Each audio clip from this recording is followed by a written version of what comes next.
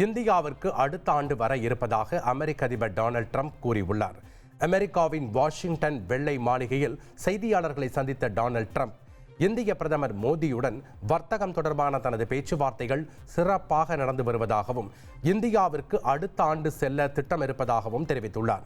மேலும் இந்தியா ரஷ்யாவிடமிருந்து எண்ணெய் வாங்குவதை பெரும்பாலும் நிறுத்தியுள்ளதாகவும் கூறியுள்ளார்.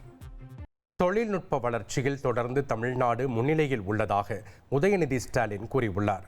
சென்னை நந்தம்பாக்கம் வர்த்தக மையத்தில் 17வது இந்தியா கேம் டெவலப்பர் கான்ஃபரன்ஸ் மாநாடு நடைபெற்றது.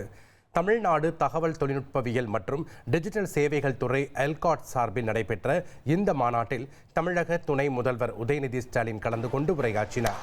இந்த நிகழ்ச்சியில் பேசிய அவர், தமிழ்நாட்டில் முதல் முறையாக கேமிங் டெவலப்மெண்ட் கான்ஃபரன்ஸ் என்பது பெருமையான தருணம் எனவும் தொழில்நுட்ப வளர்ச்சியில் தொடர்ந்து தமிழ்நாடு முன்னிலையில் உள்ளது என்றும் குறிப்பிட்டார். வியட்நாமில் கல்மேகி புயல் கரையை கடக்கும் நேரத்தில் கடற்கரையில் அலைகள் ஆக்ரோஷமாக காணப்பட்டன. வியட்நாம் அருகே கல்மேகி என பெயரிடப்பட்ட புயல் கரையை கடந்தது. முன்னெச்சரிக்கை நடவடிக்கையாக வியட்நாமின் கியாலாய் மாகாணத்தில் சுமார் 3 லட்சத்திற்கும் அதிகமான மக்கள் பாதுகாப்பான இடத்திற்கு இடம் மாறினர்.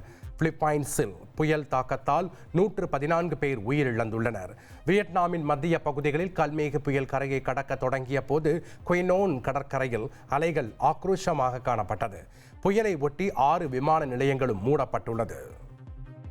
1,24,00,000 மனங்களை வென்ற தந்தி டிவி யூடியூப் சேனல். தவிர்க்க முடியாத தம்ப்நெயில்ஸ், கலக்கலான கான்டென்ட்ஸ். நீங்களும் இந்த குடும்பத்தில் இணைய இப்பவே சப்ஸ்கிரைப் பண்ணுங்க. அசுரபலம் கொண்ட எங்கள் டிஜிட்டல் கரங்களில் உங்கள் விளம்பரங்களை சேர்க்க வாட்ஸ்அப் பண்ணுங்க.